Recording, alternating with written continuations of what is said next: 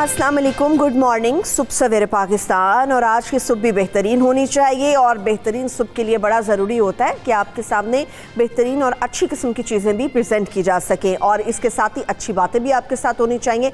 तो सुबह सवेरे पाकिस्तान के आगाज़ पर ही जिस तरह से हमारी कोशिश होती है कि अच्छी अच्छी बातें आप लोगों के साथ शेयर करनी चाहिए, तो आज की अच्छी बात जो हम लोगों ने सोची है, जो आप तक पहुँचाना बहुत ज़्यादा ज़रूरी है, वो ये है कि आपकी नीयत और आपका अज़्म बहुत ज़्यादा मैटर कर रहा होता है किसी भी काम के लिए। जब हम अपने किसी भी काम के घर से निकलते हैं, हमारी नीयत तो बहुत ज़्यादा होती है। जिस तरह से हमारी नीयत ना हो किसी काम करने की, हम जितनी मर्जी कोशिश करते रहते हैं, हम उस तरह से एक्साइटमेंट उस काम के अंदर कभी भी ऐड नहीं कर सकते। हम उस तरह से दिल लगाकर उस काम को कभी भी नहीं कर सकते। तो कोई भी काम है उसके लिए सबसे पहले तो ज़रूरत है कि आपकी नीयत है या नहीं। कहते हैं कि अक्सर काम ना हो तो कहा जाता है कि जी तुम्हारी नीयत नहीं थी काम करने की, और हमें भी पता होता है कि कहीं पर हमारी नीयत डगमगा रही थी, हम दिल नहीं चाह रहा था कि ये काम करें, या फिर हमारा दिल था कि बस होता है तो ठीक है, नहीं होता तो भी ठीक है। मगर ज़िंदगी में अगर आप लोगों को कामयाबी हासिल करनी है, और ज़िंदगी में कामयाब शख्स वही होता है जो पूरी नीयत के साथ आगे बढ़ता है, पूरे अज़्म के साथ आगे बढ़ता है और पूरे इरादे के साथ आगे बढ़ता है, तो कामयाबी उसके कदम चूमती है। हम जितनी भी कोशिश कर लें, अगर हमारी नीयत अच्छी नहीं है, हम ज़िंदगी में कभी काम आगे नहीं लेकर जा सकते, हम ज़िंदगी में कभी भी कामयाब नहीं हो सकते। तो चलिए इस अच्छी बात के साथ ही कि हारिए मत, कोशिश करते रहिए, नीयत अपनी साफ़ रखिए, अज़्म अपना पुख्ता रखिए, तो बार बार कोशिश से इंसान को कामयाबी मिल ही जाती है। तो चलिए इस अच्छी बात के साथ ही मौसम का अहवाल भी आपके साथ शेयर कर लेते हैं कि मौसम की क्या सूरत हाल है। भाई मुझे तो आजकल मौसम ऐसा फ़ील हो रहा है कि जाती जाती गर्मी एक बार फिर से लौट आई है, और शाम के औकात में बाहर कुछ मौसम बेहतर होता है, मगर जब तक आपने सोना होता है, आप लोग अपने बिस्तर तक जाते हैं या फिर सोने की कोशिश कर रहे हैं, तो तब आपको अंदाज़ा होता है कि यार हमें AC की ज़रूरत है। मगर AC हम चलाने की कोशिश करते हैं तो हमारे अपने बॉडी के अंदर पेन शुरू हो जाता है। तो आजकल मौसम कुछ अजीबोगरीब सा चल रहा है, आप लोग बहुत ज़्यादा एहतियात कीजिए। तमाम शहरों में मौसम की क्या सूरत हाल है वो मैं आपके साथ शेयर कर लेती हूँ। सबसे पहले लाहौर शहर का मौसम आपको बता देते हैं कि आज सारा दिन क्या सूरत हाल रहेगी। लाहौर में कम से कम दर्जा हरारत तो 21 रहेगा और ज़्यादा से ज़्यादा 34 डिग्री तक जाने का इम्कान है। तो अभी आपको अंदाज़ा हो क्या होगा कि लाहौर में जो डिग्रीज मैंने आपके साथ शेयर किए हैं, लाहौर में वाकई अब दोबारा से जाती हुई गर्मी लौट आई है। मगर इसके साथ इस्लामाबाद की क्या सूरत हाल है वो भी मैं आपको बता देती हूँ। इस्लामाबाद में कम से कम दर्जा हरारत तो 20 रहेगा और ज़्यादा से ज़्यादा 30 डिग्री तक जाने का इम्कान है।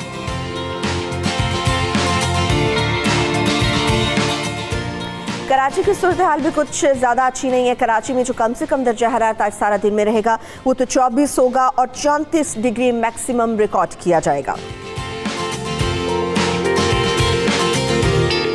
पेशावर भी मिलता जुलता रुझान है। पेशावर में भी कुछ ऐसी ही गर्मी हमें नज़र आ रही है। पेशावर के अंदर कम से कम दर्जा हरारत 19 रहेगा और ज़्यादा से ज़्यादा 33 डिग्री तक जाने का इम्कान है।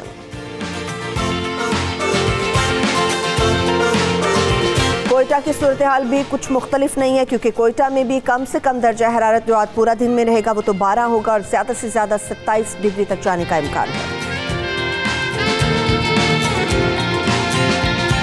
Lastly about Azad Kashmir. आज़ाद कश्मीर के मौसम की सूरत हाल आपको बता देते हैं। कम से कम दर्जा हरारत तो 11 रहेगा और ज़्यादा से ज़्यादा 20 डिग्री तक जाने का इम्कान है।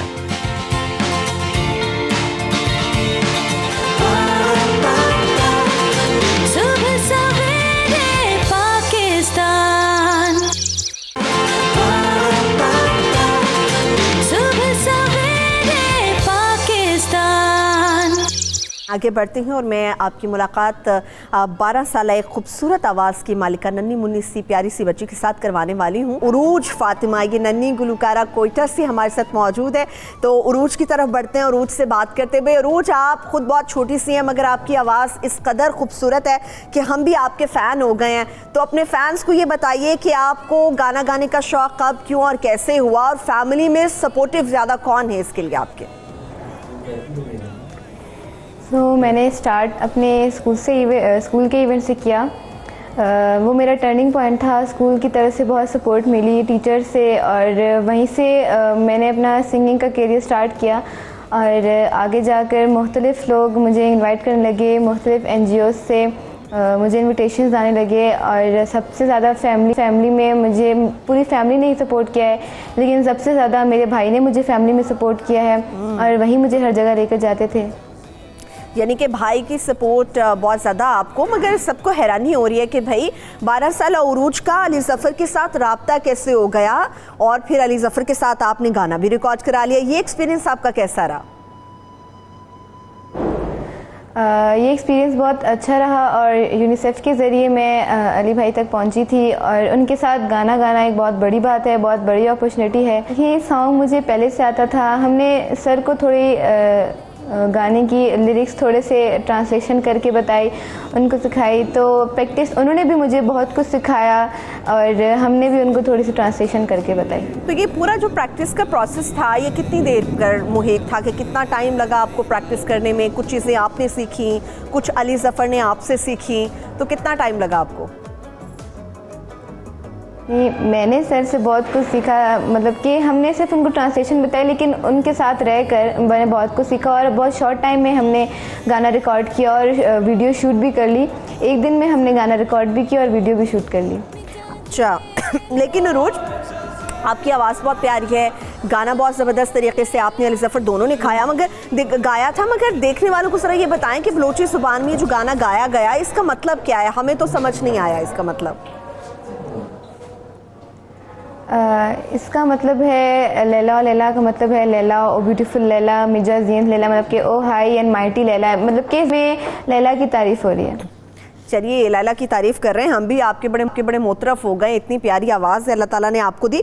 तो स्कूल में कितनी अप्रिसिएशन अब मिल रही है आपको? जैसे आपने बताया कि पहले स्कूल में आप गाती थी, टीचर्स ने बहुत ज़्यादा अप्रिशिएट किया, फिर अली ज़फ़र एक बहुत बड़ा नाम जिनके साथ आपने गाना गाया, तो उसके बाद कैसा रिस्पॉन्स है स्कूल के अंदर, फ्रेंड्स के अंदर, टीचर्स के सामने? बहुत अच्छा रिस्पांस मिल रहा है। स्कूल में भी बहुत लोग प्यार दे रहे हैं और बहुत सपोर्ट मिल रही है, और इस तरह आगे भी उम्मीद रखूँगी कि ऐसी ही सपोर्ट मिलती रहे। अच्छा, बच्चियाँ जब इस तरह के इलाकों से आती हैं तो बहुत ज़्यादा मुखालफत भी रोज़ हमें देखने में मिलती है, जिसमें आपके रिलेटिव्स बहुत ज़्यादा मुखालफत कर रहे होते हैं, फैमिली में भी कोई एक आध शख्स होता है जो पसंद नहीं कर रहा होता कि भी बच्चियाँ गाना गाएं, या फिर मोहल्लेदार हैं इस चीज़ को पसंद नहीं करते। तो अभी तक कुछ ऐसा आपके सामने हुआ कि मुखालफत कहीं से आई हो, या सब ने कहा कि नहीं वाह ज़बरदस्त है और रोज़ को कंटिन्यू करना चाहिए इस चीज़ पर? ऐसी फील्ड में हम लोगों को बहुत सी मुश्किल, मतलब कि टाइम फेस करना पड़ता है। जो हमारे नेगेटिव कमेंट्स हैं वो भी फेस करने पड़ते हैं, लेकिन अल्लाह का शुक्र है, मतलब कि मुझे अगर एक नेगेटिव कमेंट है तो 100 पॉजिटिव कमेंट्स हैं उसमें, और लोगों ने बहुत सपोर्ट किया। देखिए, ऐसे फील्ड में कुछ लोग ऐसा करते हैं, लेकिन ज़्यादातर मुझे पॉजिटिव कमेंट्स मिले गए हैं, और जिन लोगों ने मेरे सॉन्ग को पसंद किया है मैं उनका बहुत शुक्रिया करना चाहूँगी। अच्छा, आपने बताया कि भाई ने, फैमिली तो सपोर्टिव है मगर भाई ने आपको सबसे ज़्यादा सपोर्ट किया, तो अभी गाने की जो प्रैक्टिस है घर में भी करती रहती है, या फिर छुप छुप के भाई के सामने बस प्रैक्टिस कर रही होती हैं क्योंकि वो आपको ज़्यादा मोटिवेट करता है?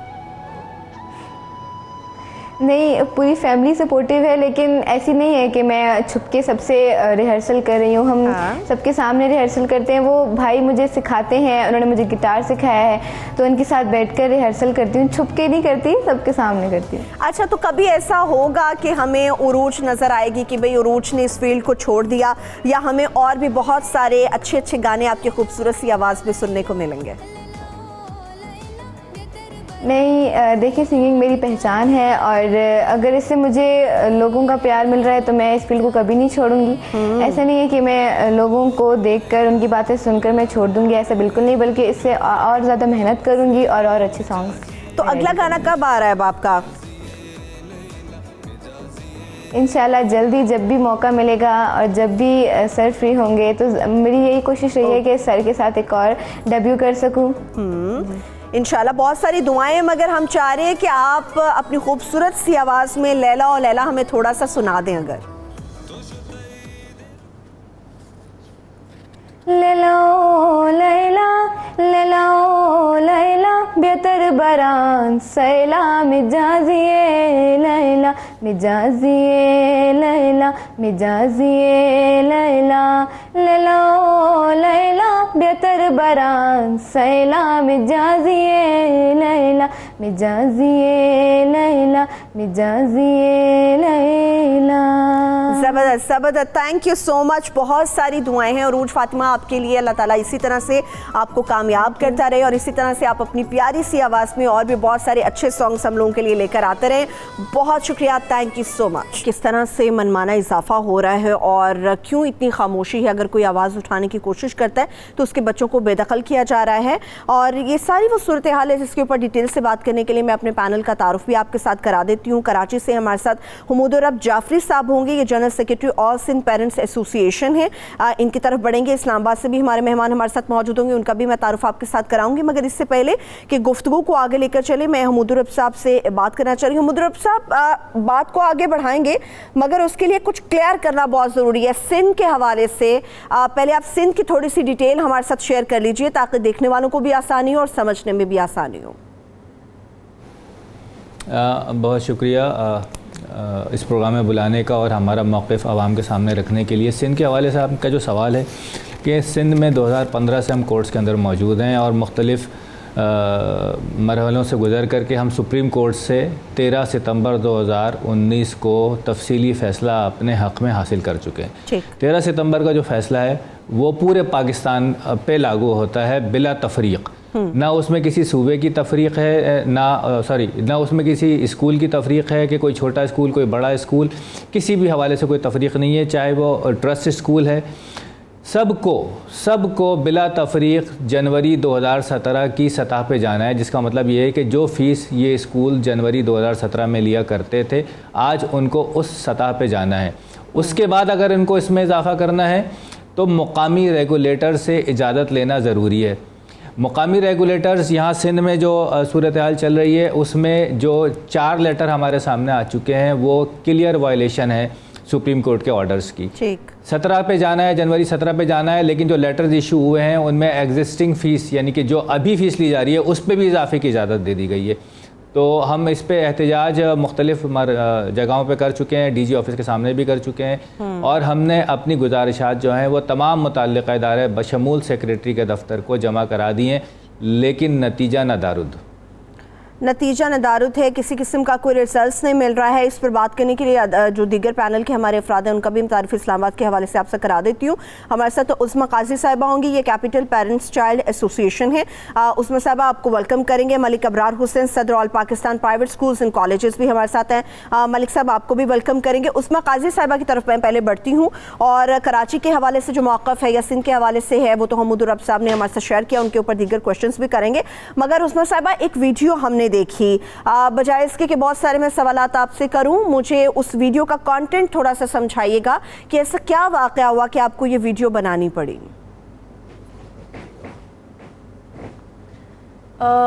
उसके बैकग्राउंड ये है कि जी मैं आपको सुन रही हूँ, आप बात कंटिन्यू रखिए अपनी। उसका बैकग्राउंड ये है कि हमने एक एसोसिएशन बनाई जिसमें हमने चाहा कि जो है जो पेरेंट्स हैं उनके ग्रीवेंसेस फॉरवर्ड आएँ। सुप्रीम कोर्ट का ऑर्डर आया इस्लामाबाद के लिए और पूरे पाकिस्तान के लिए आया, लेकिन अनफॉर्चुनेटली इस्लामाबाद के स्कूलों ने इसको मानने से इनकार किया। बाकी पाकिस्तान में भी यही हालात हैं।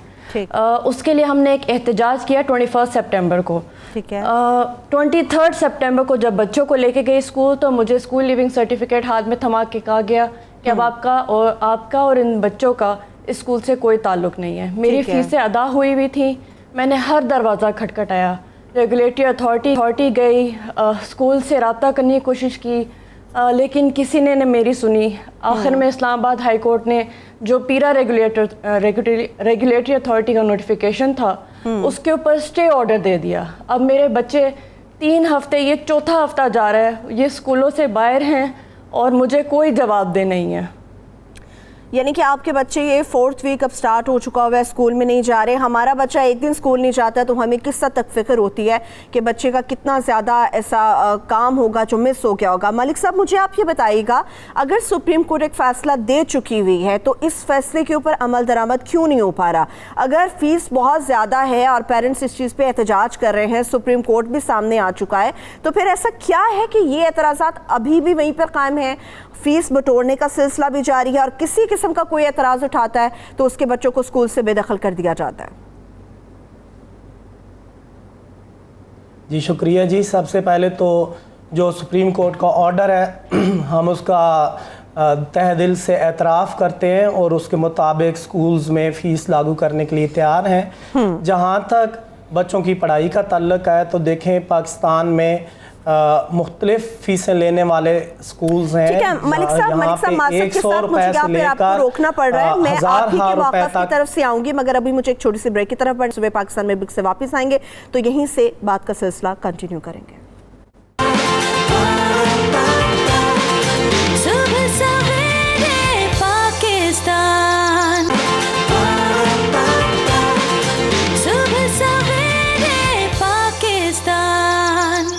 Welcome back. स्कूल के अंदर जो फ़ी में बहुत ज़्यादा इजाफा कर दिया है, पेरेंट्स मजबूर हैं, अगर वो स्कूल की फ़ीस अदा नहीं कर पाते तो बच्चे स्कूल से बाहर हैं और ऐसी सूरत हाल में क्या हो सकता है, क्या बन सकता है? सुप्रीम कोर्ट के फैसलों पर अमल दरामद क्यों नहीं हो सका? मलिक साहब, आपके साथ मेरी बात चल रही थी, आप आंसर दे रहे थे उस सवाल का जो मैं आपसे कर चुकी। जी मैं ये अर्ज़ कर रहा था।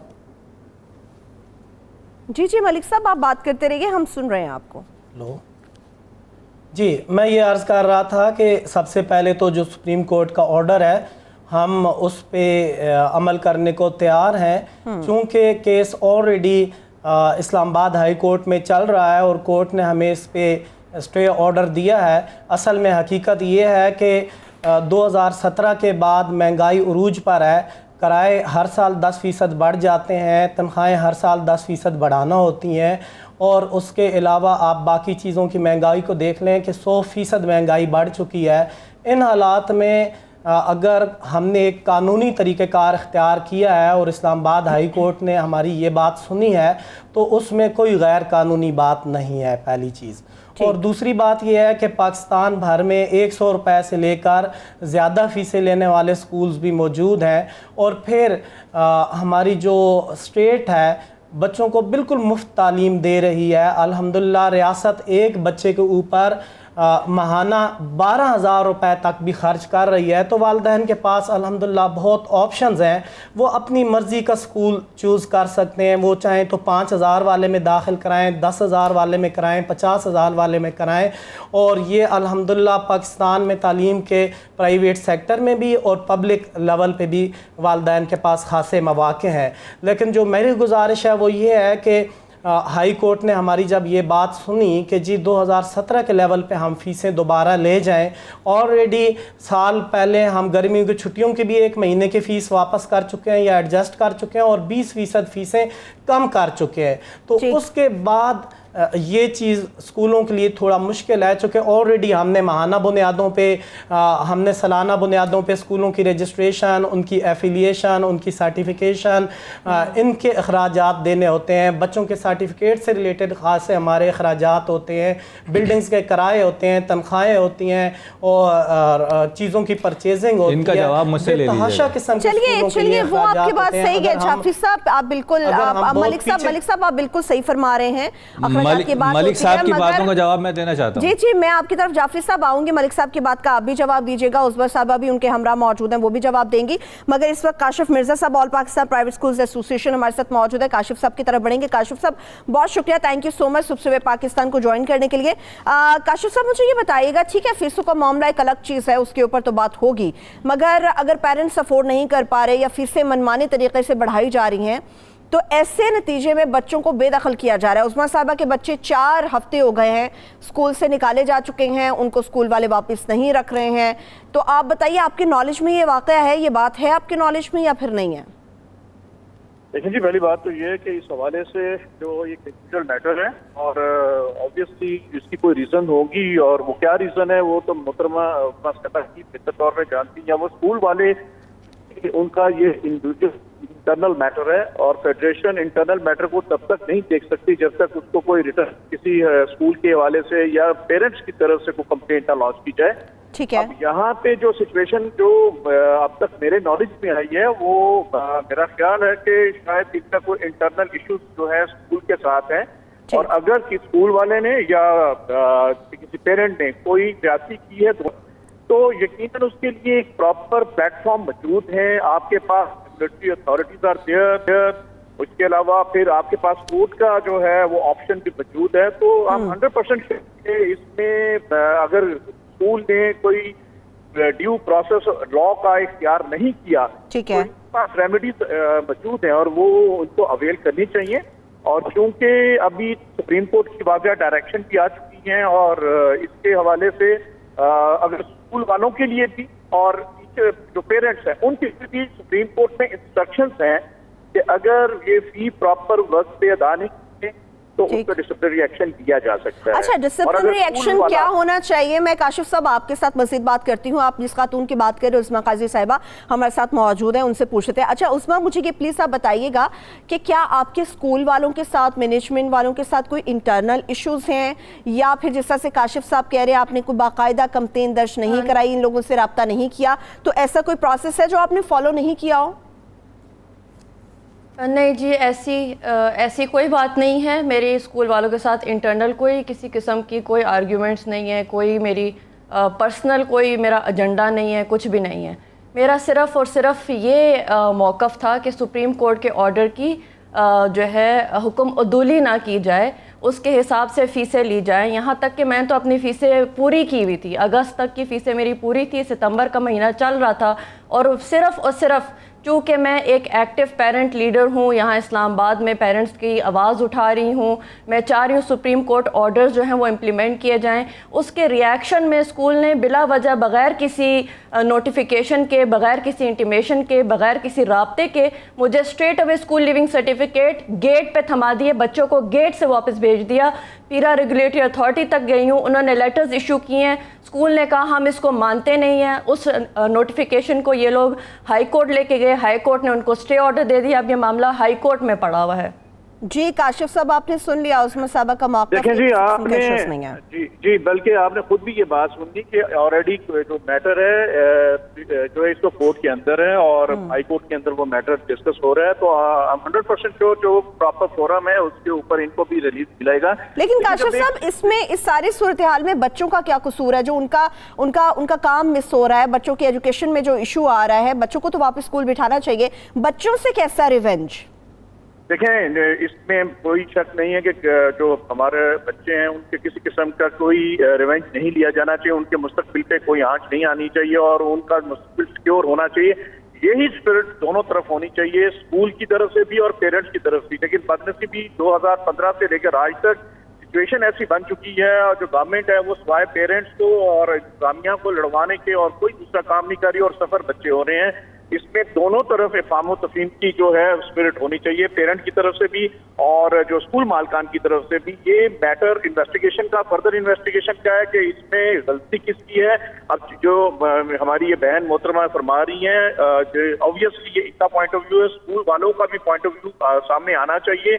और अगर ये स्कूल वाला जो है जिम्मेदार है तो उसको कानून के मुताबिक सख्त से सख्त जो है उसके खिलाफ एक्शन लिया जाना चाहिए। और अगर पेरेंट की कहीं पे है गलती, तो मैं अपनी बहन से भी ये सलाह करूंगा कि आप अपने भी रवैये को रिव्यू करें और फिर ये लड़के इन मसाइल का हल होता और अल्टीमेटली नुकसान हमारे बच्चों का ही होता।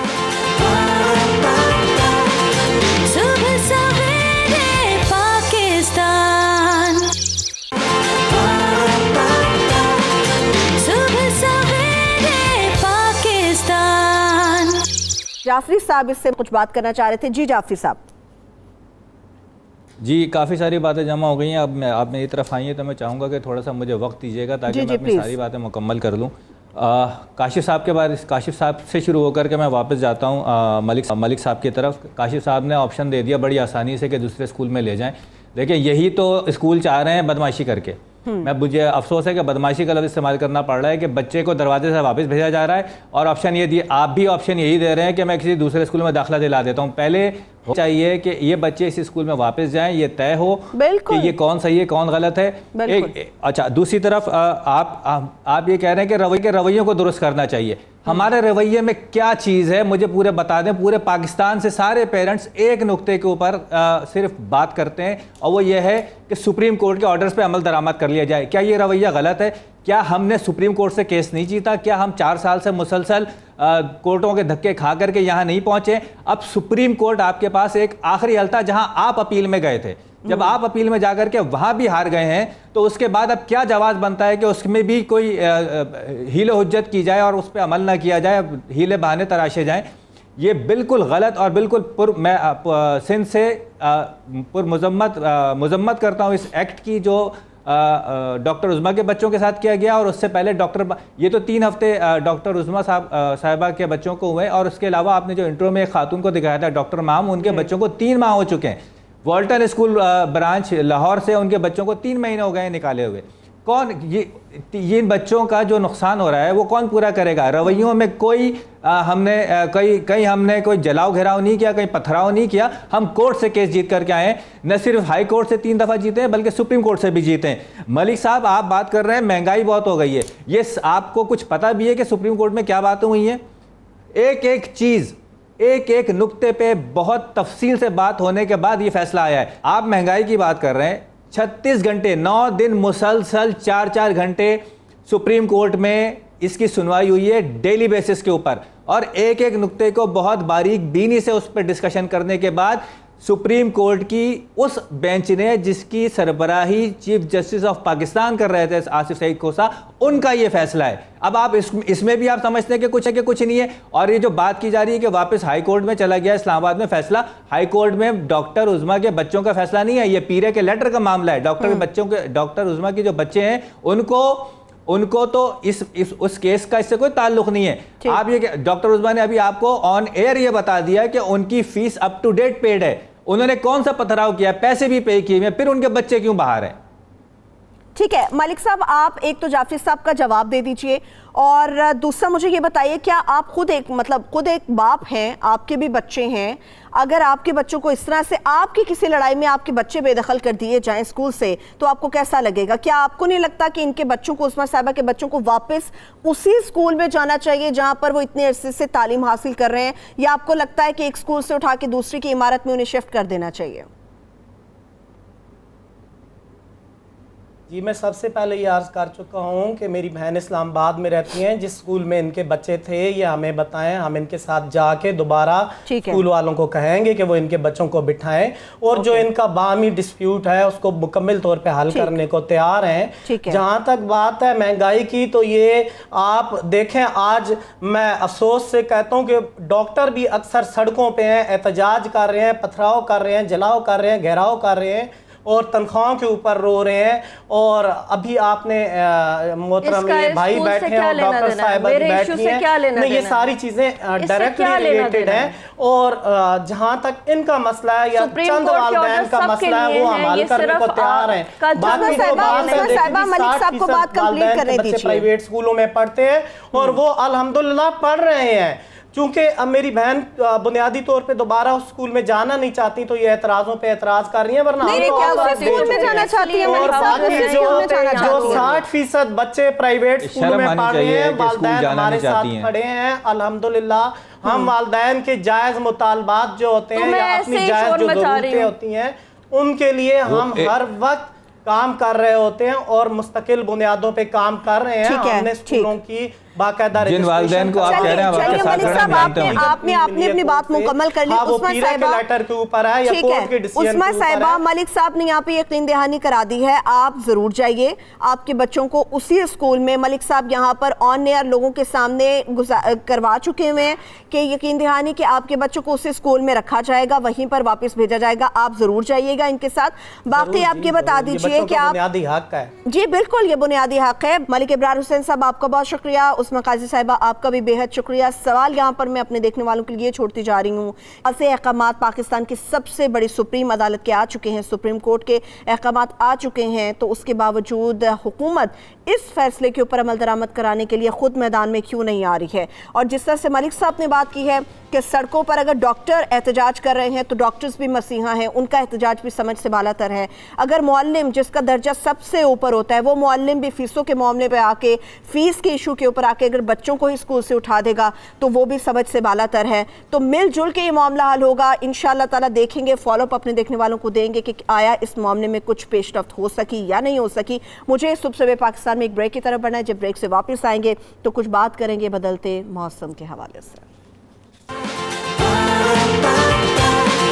सुबह सवेरे पाकिस्तान,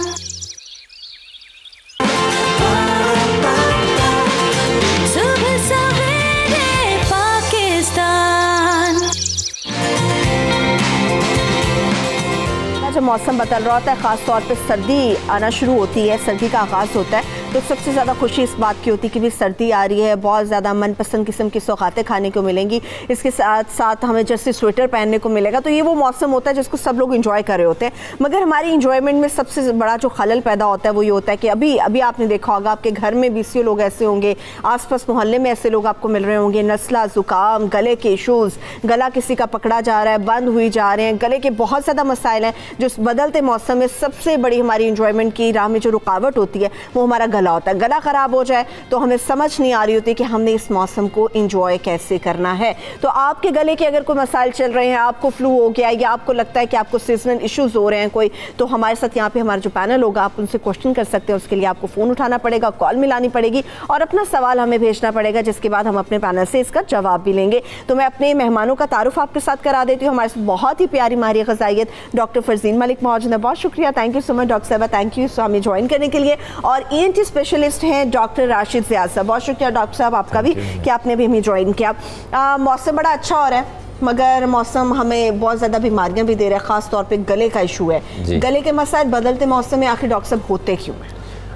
जो ये मौसम बदलता है, चंद दिन चंद हफ्ते लगते हैं जिस्म को मुदाफ़ियत को दोबारा से रीएडजस्ट होते, और इन हफ्तों में स्पेशली अर्बन एरिया में जहाँ पे डस्ट स्मोक बहुत होता है, ह्यूमिडिटी का कंटेंट भी बढ़ जाता है मौसम बदलने के साथ। उसमें मैक्सिमम जर्म्स मल्टीप्लाई करते हैं और ज़्यादा इसमें वायरस होते हैं, इन्फ्लुएंजा वायरस और राइनो वायरस, जो नोज़ और गले को ज़्यादा हिट करते हैं। जहाँ से हम इंसान सांस लेता है, खुराक की नाली है, इसमें इनका सबसे पहले हमला होता है। और इन दिनों में हमने फौरी तौर पे अपने ना के लिबास में तब्दीली करनी है, खाने पीने में बिल्कुल तब्दीली करनी चाहिए। सो हमें अपने ड्रिंक्स बहुत सिंपल, होममेड, वार्म, उस पे चले जाना चाहिए। अब फौरी तौर पे चिल्ड ड्रिंक्स, आइसी ड्रिंक्स, आइसक्रीम्स, इनको थोड़ा बंद कर देना चाहिए। और दिन में को 5 से 10 दफ़ा वार्म ड्रिंक्स पीने से काफ़ी फ़ायदा हो जाता है।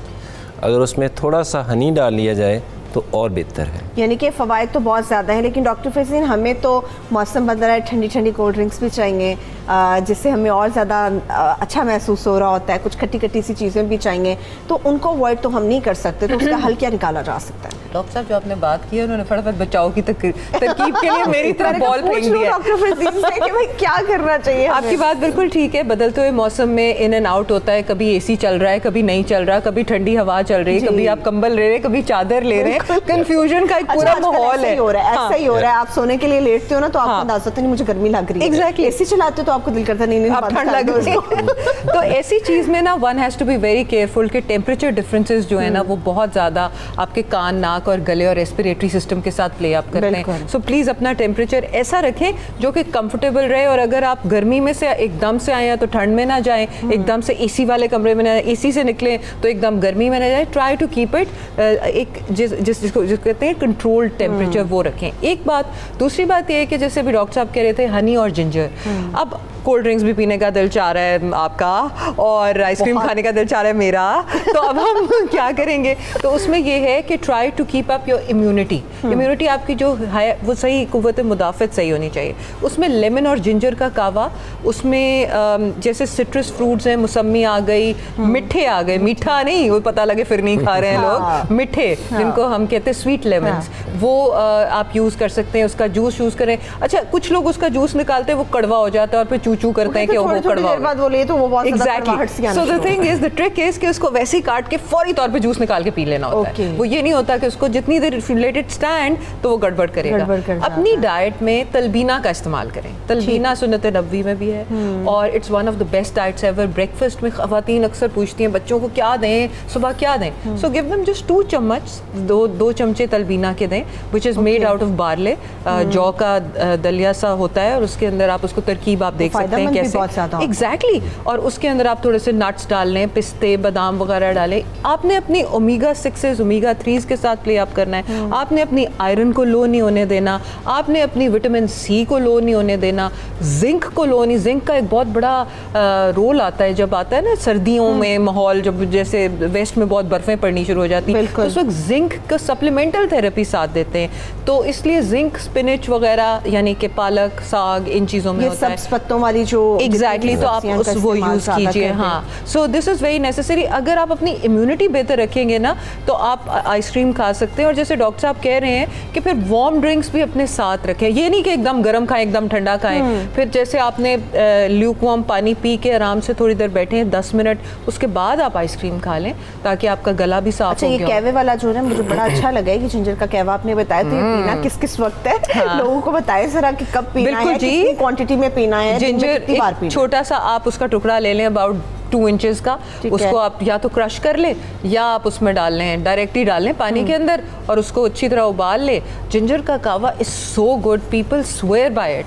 कहते हैं कि हमारी इम्यूनिटी इतनी अच्छी हो गई है। और जैसे अभी डॉक्टर साहब ने हनी का नाम लिया है तो डॉक्टर साहब जिंजर से भी एग्री करते हैं क्योंकि आप फॉरएवर उसको यूज कर सकते हो। एग्जैक्टली। मजे का और मजे की बात यह सरवत कि जो हनी आपके लोकल इलाके का है ना, उसके अंदर आपके लिए एंटीबॉडीज मौजूद हैं। बिल्कुल। Just imagine that. और हम पता नहीं वो क्या ऑस्ट्रेलिया का शहद मंगवा रहे होते हैं। अपनी मक्खियों को दावत नहीं, आपके दरख्त पे कोई छत्ता लगाए, हमारे छत्ता वत्ता लगाए नहीं लगाते तो हमारे बड़ा अच्छा शहद मिल जाता है। एग्जैक्टली। कॉलर है इस वक्त साकिब, उनकी तरफ बैठते हैं। जी मेरे भाई साकिब, बात कीजिए। साकिब बात कीजिए, हम आपको सुन सकते हैं। जी जी बात करते रहिए। अस्सलाम वालेकुम। वालेकुम अस्सलाम। मेरा क्वेश्चन ये है कि मेरा गला बड़ा सेंसिटिव है। ठीक है। हल्की सी भी धूल आ जाए या हल्का सा भी गर्म ठंडा आ जाए तो मुझे टॉन्सिल्स बन जाते हैं। ओके। मेरा क्वेश्चन ये है कि मुझे क्या ऐसी करना चाहिए जो मुझे एंटीबायोटिक से बचा जा सके ताकि मैं अपनी मेडिसिन कम लूं। अच्छा साकिब, मुझे ये बताएं, सिर्फ ये विंटर में इशू होता है आपको या सारा साल ये मसला रहता है गले का? ये सारा साल में ये मसला रहता है। चलिए ठीक है, अभी पूछ लेते हैं। थैंक यू, आपने कॉल की। जाफिर आई थिंक हमारे साथ नेक्स्ट कॉलर मौजूद है। जाकिर जी मेरे भाई जाकिर, आप बात कीजिए। अच्छा, मेरा नाम जाकिर अहमद मेमन है, मैं सक्कर से बात कर रहा हूँ। जी जी बात कीजिए। तो मेरी बेटी है, तकरीबन 8 साल उसकी उम्र है ना, उसको फ्लू रहता है मुसलसल। यहाँ पे जो ENT स्पेशलिस्ट हैं उनको दिखाया हुआ है तो वो बोल रहे हैं कि ये नाक की हड्डी का कोई इशू है। अच्छा। नंबर 1। दूसरा ये कि जो अपना ये आपका ENT स्पेशलिस्ट बैठा हुआ है डॉक्टर साहब, उनसे ये पूछना है कि ये जो टॉन्सिलाइटिस के लिए जो एंटीबायोटिक्स आती हैं उसमें सेफेस्ट ग्रुप कौन सा है? क्यूनोलिन है, मैक्रोलाइड है या सेफ्लोस्पोरिन है? क्योंकि ज्यादातर यहाँ पे जो है ना वो मैक्रोलाइड और सेफ्लोस्पोरिन जो है ना वो दिया जाता है। ठीक है ठीक है जाकिर मेरे भाई, हम अभी पूछ रहे थे, बहुत शुक्रिया आपने हमें कॉल की। याहिया हमारे साथ नेक्स्ट कॉलर मौजूद है। जी याहिया, आप क्या बात करना चाह रहे हैं? पहले तो तमाम दोनों डॉक्टर साहब में सलाम हो। और मैं ये कहना चाह रहा हूँ, देखिए हम कराची वाले तो बहुत परेशान इसलिए कि हर आदमी एलर्जी का मरीज बन चुका है। यहाँ डस्ट इतनी ज्यादा है कि आप इमेजिन नहीं कर सकते। अब मसला डॉक्टर मेरे साथ प्रॉब्लम है कि मैं एक साइनस का मुझे रेगुलर प्रॉब्लम है। अब मैं रात को सोता हूँ तो मुझे नज़ला मेरा नीचे गिरता है और फिर मुझे अल्टीमेटली बड़ी प्रॉब्लम नहीं, सुबह कुछ देर मेरी वॉइस भी चेंज आती है, प्रॉब्लम होती है। मैं एंटी एलर्जी के यूज करता हूँ रेगुलर, लेकिन मैंने बहुत ट्रीटमेंट कराया है, लेकिन मैं I want to get rid of this anti allergy. तो do you have any remedy for it? क्योंकि मेरे साथ ये मसला है और मैं मतलब कुछ लोग उसके मुख्तलिफ तरीके बताते हैं, लेकिन मैं सिंपल कोई नेचुरल वे अगर आप बताना चाहें तो I want to know that. Thank you so much. Thank you so much याजा। अभी हम डॉक्टर फिजीन से भी ये पूछ लेते हैं। हमारे कॉलर थे हमारे साथ साकिब, वो कह रहे थे कि उनका गला बहुत ज़्यादा सेंसिटिव है डॉक्टर साहब, कि टॉन्सिल्स बन जाते हैं, हल्का सा भी कुछ ठंडा गर्म हो जाए तो गला उनका पकड़ा जाता है और पूरा साल ये मसला रहता है, और कुछ ऐसा बताना है कि एंटीबायोटिक से उनकी जान छूट जाए। जी, ये बड़ा एक कॉमन मसला है गला ख़राब होना। जिनका सारा सार रहता है और अक्सर होता है, उनको ज़रूर चाहिए कि एक दफ़ा चेकअप करवा लें, क्योंकि सोर थ्रोट कई दफ़ा हार्ट की और गुर्दों की बीमारियों का बायस बनता है। इसलिए एक दफ़ा ब्लड टेस्ट ज़रूर करवा लें, उसको ASO टाइटर बोलते हैं, उसमें चेक हो जाता है क्योंकि ऐसा जरासीम तो नहीं है अंदर से जिसने टॉन्सिल को पूरी तरह तबाह कर दिया हुआ है, वो टॉन्सिल रखने के काबिल नहीं है। अगर ऐसे नहीं है तो 3 सिंपल सी टिप्स जो हैं वो ये हैं कि पानी का इस्तेमाल बहुत ज़्यादा किया जाए, वार्म ड्रिंक्स, उसमें कुछ भी डाल लें, जैसे हमारे फेस डिफरेंट है, हमारा टेस्ट फ्लेवर हर बंदे का डिफरेंट है। Take something warm most of the time. Number 2, exercise ज़रूर करें, और कोई भी ठंडी खट्टी चीज़ खा के सोएं ना। सोने से 2 घंटे पहले फल, इस तरह की चीज़ें, फ्रिज से निकली चीज़ें, आइसक्रीम, जूसेस और बंद डिब्बों में जो कुछ भी आ रहा है वो समझे 99% ठीक नहीं है, उसमें प्रिजर्वेटिव डले हुए हैं। उसमें इम्यूनिटी राइज करने का सिंपल तरीका सिंपलेस्ट डाइट है, जो मैडम बहुत अच्छा बता रही हैं रज़ीन मलिक, उसको फॉलो किया जाए। लेकिन सबसे ज़रूरी है कि सिंपल मोस्ट डाइट जो अवेलेबल है आपकी विसिनिटी में आसपास, उस पर आ जाए। और स्पेशली जब आप घर पहुंचते हैं, जैसे कराची वाले एक साहब ने कहा, तो प्लीज़ जब बच्चा स्कूल से आए या आप घर पहुँचें तो 5 मिनट वाशरूम में चले जाएँ, लंबा सा बाथ लें, पूरा सा वज़ू करें, नोज़ को गले को फ्लश करें। अर्बन एरिया में रहना, पोल्यूटेड एरिया में रहना, जैसे आप अपना वो फ़िल्टर चेक करते हैं इसी का, तो हमारा पूरा system studded flooded with the pollution होता है, उसको एक दफ़ा क्लीन करके फिर खाना पीना करें। ठीक है, जो आप कराची के हमारे कॉलर की बात करें, याजा का ये क्वेश्चन था कि उन्हें साइनस का भी बहुत ज़्यादा इशू है, तो वो जब सुबह उठते हैं वो सारी रात उनके गले में ज़ुकाम से वो नज़ला गिरता रहता है, जब सुबह उठते हैं तो वो बहुत ज़्यादा इशू करता है, कुछ इसका भी हल और उसका एक सिंपल सा वे तरीका ये है कि एक टेस्ट है एलर्जी के लिए, वो चेक कर देता है कि एलर्जी है भी कि नहीं। ठीक है, उसको प्लाज्मा IgE बोलते हैं। ठीक है, वो ये भी बता देता है कि एलर्जी ये हाउस डस्ट माइट से है, पोलन से है, मोल्ड से है, या घर में ही रखे किसी पेट से है। एग्जैक्टली डिटरमिन हो जाता है। पहले तय हो जाए कि एलर्जी है भी। ये जो वर्ड एलर्जी है मैनीफोल्ड मिसयूज्ड। लेकिन डॉक्टर फिजीन, ये बहुत सारे लोगों का मसला है, और कि रात को आप सो रहे होते हैं या कुछ आप इस तरह की फ्राइड चीज़ें खा लेते हैं जिसके बाद आपके गले में नज़ला बहुत ज़्यादा गिरना शुरू हो जाता है। तो अभी याजा के लिए आप क्या सजेस्ट करेंगे? और इससे पहले जो मेरे साथ साकिब हमारे भाई मौजूद थे, अगर टॉन्सिल्स हो गए हैं तो होम रेमेडी क्या हो सकती है, या घर पर आप कुछ ऐसा क्या कर सकते हैं कि उन टॉन्सिल्स की तकलीफ भी कम हो जाए और जल्दी वो ठीक भी हो जाए? डॉक्टर साहब ने अभी जो टिप्स बताई हैं, दोज आर स्टर्लिंग सिल्वर, बहुत अच्छी टिप्स बताई हैं, और जिसमें इन्होंने सबसे पहले हम एलर्जीज़ की तरफ आते हैं, जिसमें इन्होंने एलर्जीज़ का जिक्र किया। उसमें अमूमन हम लोगों ने घर में कारपेट रखे होते हैं, और बहुत ज़्यादा कारपेट और अपहोल्स्ट्री वगैरह अगर साफ़ ना की जाए तो उससे भी बहुत ज़्यादा एलर्जीज़ घर के अंदर होती हैं। अमूमन तकिया एक सिंबल की रुई होती है, उसका तकिया हो तो कई बच्चों को उससे भी एलर्जी होती है, और उससे उनके मतलब समझ नहीं आती कि एलर्जी क्यों हुई जा रही है बच्चे को आखिर, और वो एक प्रेसिपिटेटिंग फैक्टर है। इसके अलावा जैसे जो एलर्जी का ये है कि अपनी इम्यूनिटी जब आप सही रखेंगे तो आपके एलर्जिक रिएक्शंस कम होंगे, और जैसे कि डॉक्टर साहब ने बताया कि अपने टाइटर्स वगैरह करवा लें तो उससे ज़्यादा सही पता लगता है, क्योंकि आप उसको सही तरह से स्ट्रीमलाइन तो करें ना, वजह क्या बन रही है। दूसरी चीज़ जो जिन साहब के गले में प्रॉब्लम रहती है, तो उसमें ये है कि मैं इस चीज़ से खुद गुजरी हुई हूँ। मेरा भी बहुत सेंसिटिव गला था, हर वक्त ख़राब रहता था, और जैसे कि डॉक्टर साहब ने बताया जब मैंने अपने वो करवाए टेस्ट तो वो हाई थे, जिसकी वजह से मैंने फिर टॉन्सिल्स निकलवा दिए। लेकिन इनके लिए ये है कि ये अपने उससे पहले फटकरी होती है एलम जिसको हम कहते हैं, उसके गरारे करें, और इसके अलावा जो है जैसे डॉक्टर साहब ने कहा कि नाक के अंदर पानी डालें जिस तरह वज़ू में करते हैं, या गागल्स करें। गागल्स बहुत अच्छे होते हैं। टॉन्सिलाइटिस जिनको रिकरिंग हो ना, उनके लिए ये नहीं कि सिर्फ जिस दिन दर्द शुरू हुई उस दिन आपने गरारे करने, आप करते रहे परपेचुअली गरारे। कुछ लोग करते हैं कि हल्का सा कोसा सा गर्म पानी, नीम गर्म सा ले लिया, खुद थोड़ा सा नमक डाल लिया, घर में कर लेता है। कुछ है कि वो बाहर से आपको रेडीमेड मिल रहे होते हैं, बस उनको आप कर लें और रेडीमेड ही इस्तेमाल करें। आई थिंक घर वाला तरीका बेहतर है या readymade? You could use that, but नमक का ये है कि लोग इतना नमक डालते हैं कि ब्लड प्रेशर एक ऐसी चीज है जिससे हाई हो सकता है। So you need to be very careful. बस थोड़ा सा नमक चाहिए होता है। लोग तो उसको बिल्कुल वो खट्टा और कड़वा करके हाँ ये सही असर होगा भाई, दैट्स रॉन्ग। इसी तरह थोड़ा सा सेलाइन वाटर, हल्का सा नमक डाल के अपनी नाक के अंदर भी वजू की तरह जब आप डालते हैं कोसे पानी से, डॉक्टर साहब ने कहा कि हाइजीन, और इसमें बहुत इंपॉर्टेंट है कि आप आए, बाहर से आए तो नहा नहीं सकते तो कम से कम वजू कर ले, या वजू आपके लिए बेहतरीन तरीका ये कर ले। एक और साहब की भी कॉल थी जिन्होंने अपनी बच्ची की नाक की हड्डी का पूछा था, वो आप डॉक्टर साहब से जरूर पूछिए। डीएनएस का भी साथ साथ कर लेते हैं। मैं अपने भाई का जरूर जवाब लूंगी जो उन्होंने सवाल किया था। सुबह सवेरे पाकिस्तान,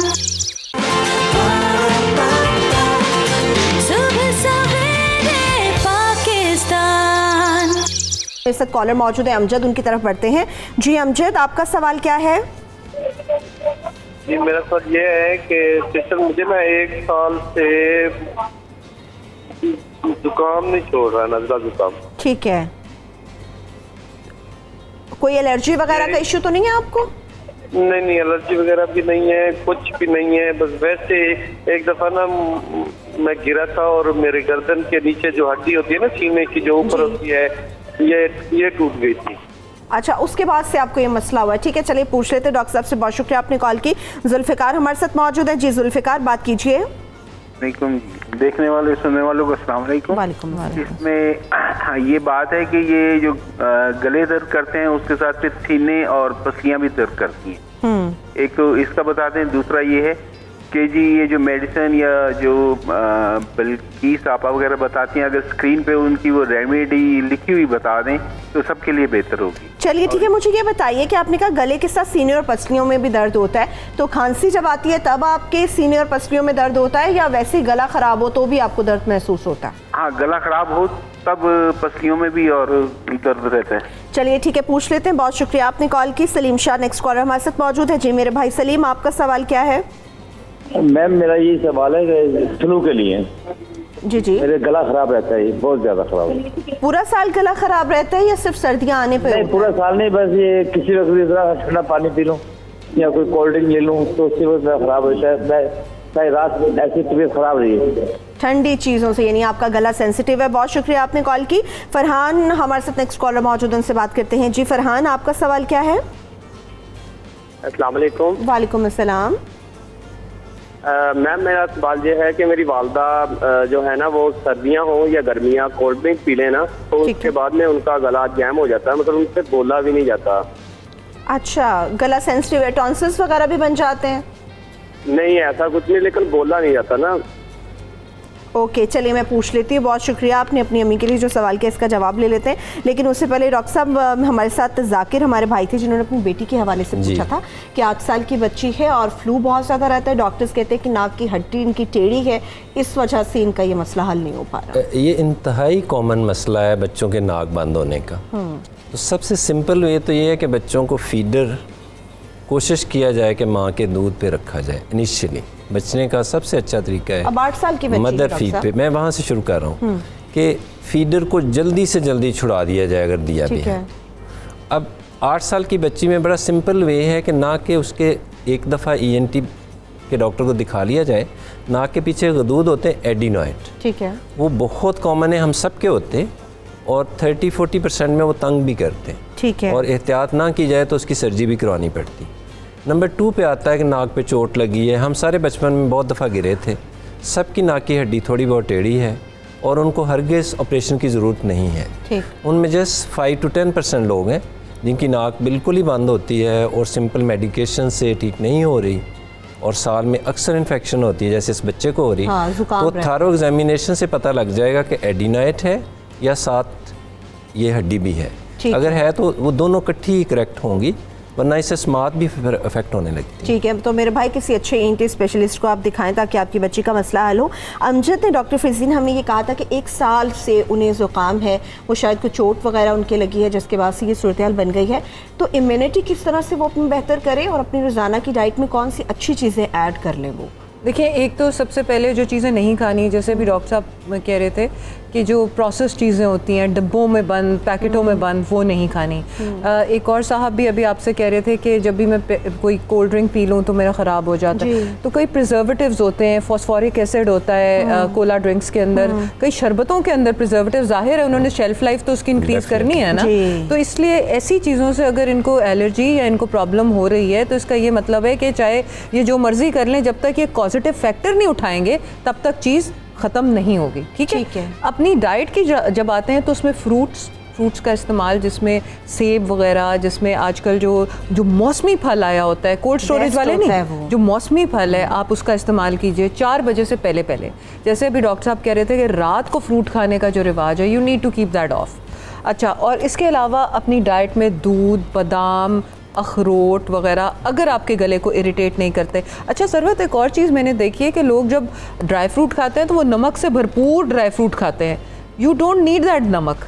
ठीक है, लोग स्पेशली ढूंढ के वो लेते हैं जिसपे ऐसे भर भर के नमक। हाँ, so you don't really need that नमक। ओके, वो और साथ में प्रिजर्वेटिव्स लगा होता है। आई नो लोग ढूंढ के देते, इसीलिए प्लीज हम आपको बता रहे हैं। लेने जाती हूँ, लोगों को मैं देखती हूँ ऐसे छान के ले रहे होते हैं, कहाँ पे नमक लगा, वहाँ से कौन सा वाला पिस्ता नमक वाला है। अच्छा, उसके अलावा खजूर और इंजीर इस्तेमाल करें, लेकिन जब आप इस्तेमाल करें तो उसके बाद अपने गले के गागल ज़रूर करें, क्योंकि इट्स अ सॉफ्ट फ्रूट और वो आपके गले में जब लग जाता है it can create sort of allergies. ठीक है, और अगर आप उसको किसी स्मूदी में डाल लें, मसलन अगर आप दही के अंदर या दूध के अंदर मिल्क शेक ऐसा बनाएं जिसके अंदर ड्राई फ्रूट पड़ा हो, तो दैट्स अ बेटर मीडियम कि दूध के साथ ही वो चला जाएगा और आपके गले में नहीं चिपकेगा। रात को गागल्स करके सोने का मामूल अपना ज़रूर बनाइए। और जैसे कि मैंने अभी बताया, जिंक बहुत ज़रूरी है। अपना आयरन लेवल्स चेक कराएं कि आपके हीमोग्लोबिन वगैरह सही है कि नहीं। आयरन को बहुत सही होना ज़रूरी है सर्दियों के लिए, और वैसे भी आपकी, क्योंकि हमारे पाकिस्तान में बहुत सारी ख़वातीन, मैक्सिमम नंबर ऑफ ख़वातीन दे सफ़र फ्रॉम आयरन डिफिशिएंसी, और जिसकी वजह से रैम्पेंट प्रॉब्लम्स होते रहते हैं। सो हम वो गोलियाँ खा के और कुछ देर के लिए उसको कंट्रोल कर लेते हैं, लेकिन बेसलाइन चीज़ नहीं हम हटाते।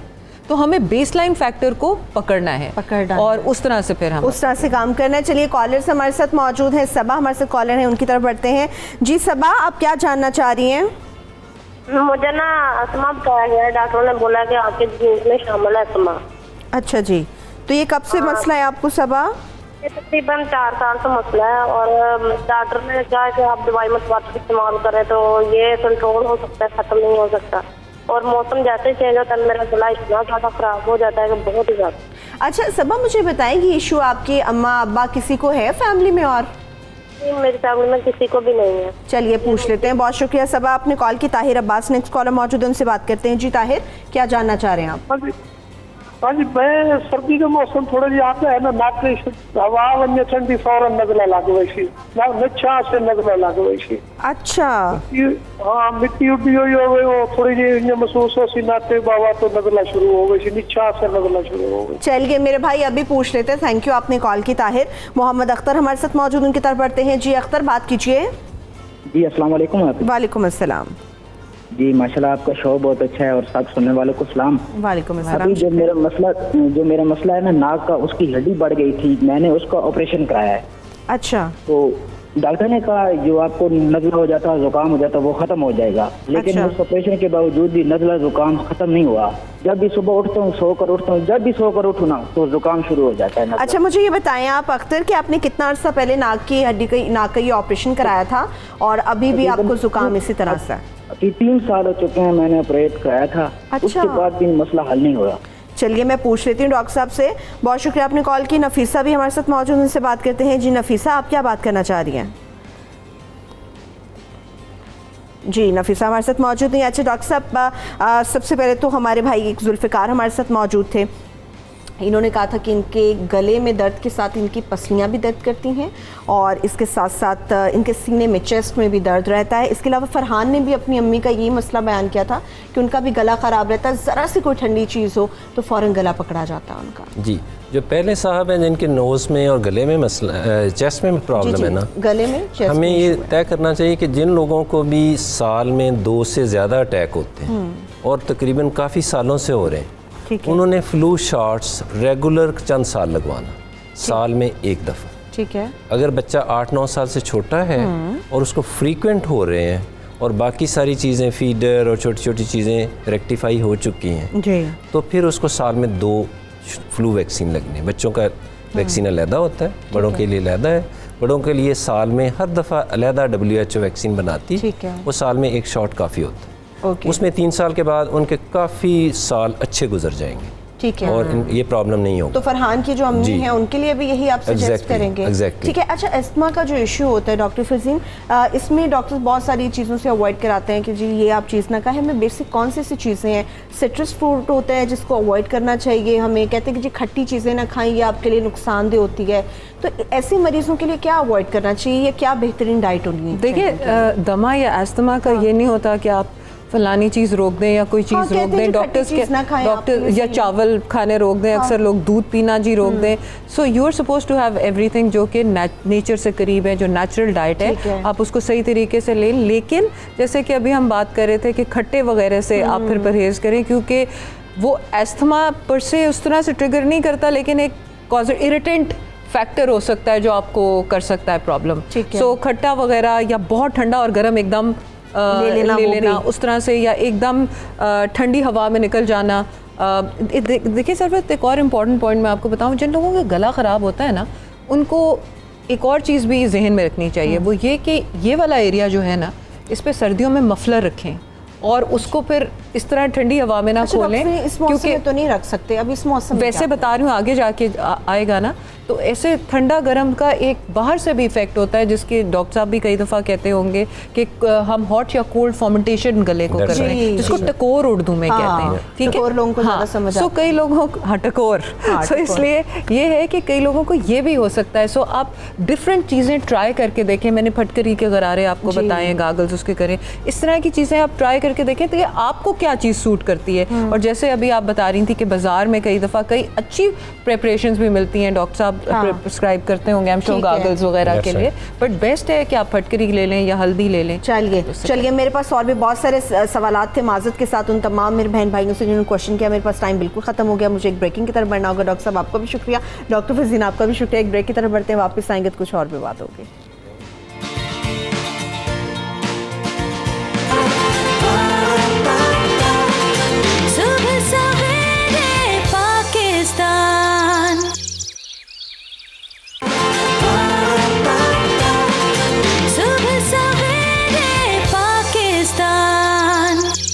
जिस मामले पर हम बात करने जा रहे हैं, देहात में जो हमारी ख़वातीन, माएँ बहनें, बेटियाँ बसती हैं, वो अपने बुनियादी हुकूक नहीं जानती। मसाइल हैं कि जूं के तू हैं और शायद मसाइल का अंबार भी बहुत ज़्यादा है, मगर अगर मुल्क की तामीर और तरक्की को देखा जाए तो सबसे ज़्यादा हमारे जो देहात में ख़वातीन रहती हैं उनका किरदार हमारे मुल्क की तामीर और तरक्की में हमें सबसे ज़्यादा नज़र आता है। मगर उसके बावजूद अगर उनका कंपैरिजन हम ड्रॉ करते हैं शहरी ज़िंदगी से या शहरों में मौजूद ख़वातीन से, तो हमें नज़र आता है कि शायद कहीं ना कहीं पे बैलेंस हमें आउट नज़र आता है, क्योंकि हमारी देहात की जो ख़वातीन हैं वो बुनियादी हकूक़ से महरूम हैं, मसाइल से दो हैं। उनके लिए हुकूमत क्या करती है। और आज अगर मैं साल 2019 की बात करती हूँ तो 2019 में ये कंपैरिजन ड्रॉ करते हैं तो कितना हमें ऊंच नीच का फ़र्क या हुकूक की जो बुनियादी तकसीम है उसके अंदर इम्बैलेंस नज़र आता है। इस पर बात करने के लिए हमारे साथ सोशल एक्टिविस्ट हैं इस्लामाबाद से फजल सादी साहब। बहुत शुक्रिया फजल साहब, थैंक यू सो मच हमें ज्वाइन करने के लिए। और कराची से हम सबकी बहुत ही फेवरेट, जब भी देखा बेहतरीन देखा, जब भी इनके काम को देखा तो खूब सराहा। हम सब इनके मोतरफ रहते हैं और मुझे बड़ी खुशी खुशी है कि आज एक मरतबा फिर से सुबह सवेरे पाकिस्तान में ये हम लोगों के साथ मौजूद होंगी और बहुत ही खूबसूरत खातून है और बेहतरीन शख्सियत के मालिक है। मैं इनका तारुफ करा देती हूँ। साबिक रुकन सिंध असम्बली रह चुकी हैं, अब बहुत ही सीनियर अदाकारा हैं, मगर इसके साथ साथ बेहतरीन और सीनियर एंकर पर्सन भी रह चुकी हैं। मेहताब अकबर राशिदी साहिबा हमारे साथ मौजूद है। बहुत शुक्रिया मेहताब साहिबा, थैंक यू सो मच। मेरे लिए बड़े एजाज़ की बात है कि आज आपने हमें सुबह सवेरे पाकिस्तान में ज्वाइन किया। मेहताब साहिबा, आप ही से आगाज़ करती हूँ। एक खातून मेरे ख्याल में ज़्यादा बेहतर ड्रॉ कर सकती हैं कंपैरिजन बनिस्बत एक मर्द के। आज अगर देहाती ख़वातीन की बात करते हैं तो इनकी ज़िंदगी का शहरों में रहने वाली जो ख़वातीन हैं उनसे अगर मैं कंपैरिजन ड्रॉ करने का आपसे कहूँ तो आपको कितना फ़र्क महसूस होगा? जी बहुत ज़्यादा फ़र्क है, क्योंकि बिल्कुल इसी तरह से जैसे कि शहर और देहात का कोई फ़र्क होता है। बात यह है कि आपको सारी आसानियाँ देखनी पड़ती हैं, आपको रहन सहन के तरीक़ेकार देखने पड़ते हैं और उसके अलावा ये कि यहाँ आपको बहुत सारी चीज़ें बनी बनाई मिलती हैं, लेकिन देहात में आपको सड़कें नहीं मिलेंगी। आपको पानी के लिए औरतों को आपने देखा होगा थर पारकर में वो मीलों चलती हैं घड़े अपने सर पे और उस पर लेके, तब जाके वो उनको कोई 2 घूंट पानी मुयस्सर आता है और ये तमाम मशक्क़त औरतें कर रही होती हैं।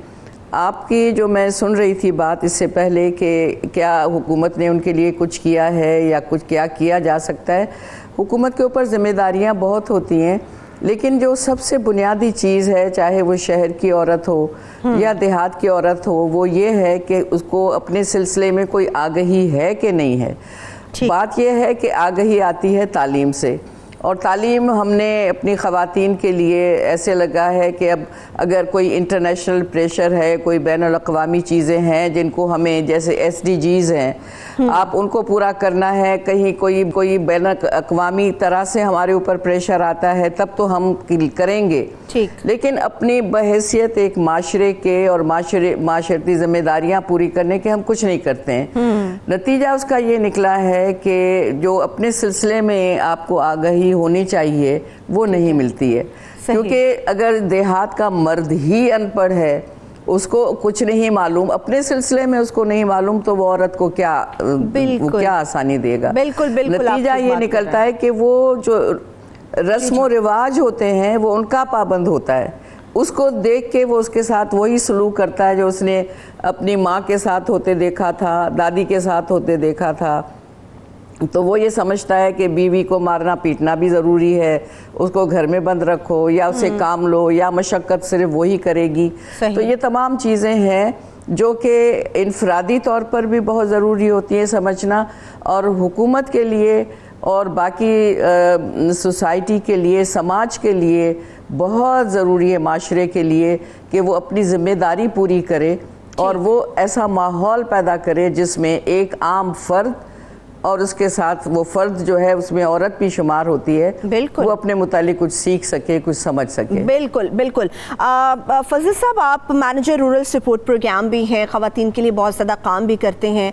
देखने वालों को या पाकिस्तानी अवाम को, हुकूमत में बैठे हुए लोगों को या आला इक़्तिदार के ऐवानों में जो लोग मौजूद है, कितना ज़्यादा ये बताना ज़रूरी है, समझाना ये ज़रूरी है कि हमारी जो देहात में बसने वाली ख़वातीन हैं वो मुल्क की तामीर और तरक्की में एक बहुत बड़ा अपना कॉन्ट्रीब्यूशन कर रही हैं।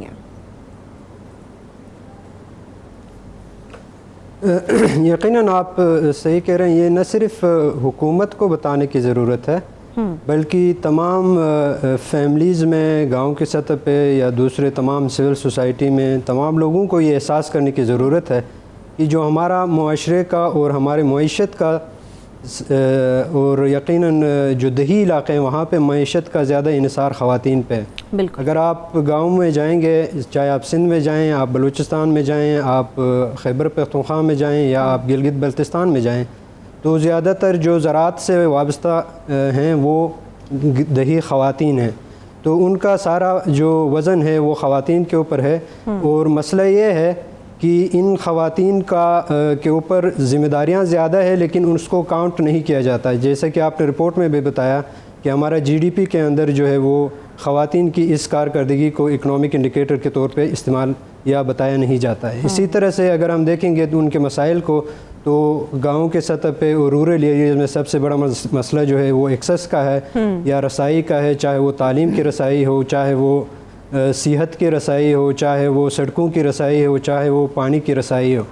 तो इसलिए ये सबको हम सबको ये समझने की ज़रूरत है कि ख़वातीन के मसाइल बहुत ज़्यादा हैं मर्दों की बनिस्बत, और दही ख़वातीन की ज़्यादा हैं बनिस्बत शहरों की निस्बत जी। तो हमें अगर इस पे काम करने की ज़रूरत है, और काम करने के लिए मेरे ख़्याल में जो ज़्यादा काम करने की ज़रूरत है वो एक आगाही और शऊर जो है वो हर लेवल पे ज़रूरत है। उसकी हुकूमती इदारों को देने की ज़रूरत है, सिविल सोसाइटी को देने की ज़रूरत है, और ख़वातीन को ख़ुद अपने, जैसे राशिदा साहिबा ने बताया कि अपने आप के बारे में अवेयरनेस की ज़रूरत है।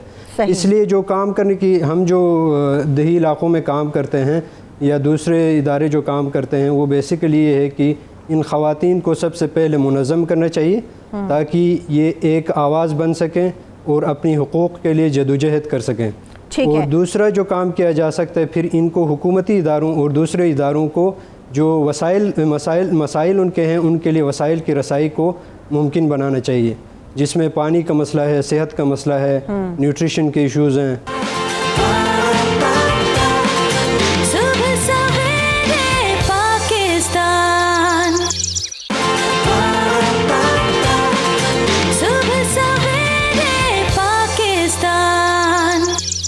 अब मैं ज़रा एक बात करना चाह रही हूँ, कंपैरिजन करना चाह रही हूँ शहर की औरत और देहात की औरत के हवाले से। एक देहाती खातून है, बच्चे भी देखती है, घर भी देखती है, खेतों में काम भी करती है, शाम को अपने घर भी जाती है, शौहर का इंतज़ार भी करती है, पूरा अपना घर वो समेटती भी है। एक शहर की औरत है और बाइख्तियार भी है, अपने तमाम हुकूक भी जानती है, मगर टाइम मैनेजमेंट उसकी नहीं है। घर वो नहीं संभाल सकती, शायद नौकरी पे चली जाती है, मगर वो नौकरी जो है ये शहर की औरत दफ्तर में करती है, देहात की औरत खेत में जाकर करती है, मगर घर संभालने के लिए एक मासी रखी जाती है। तो ये जो बाइख्तियार औरत है, ये इसको आप किस तरह से देखती हैं?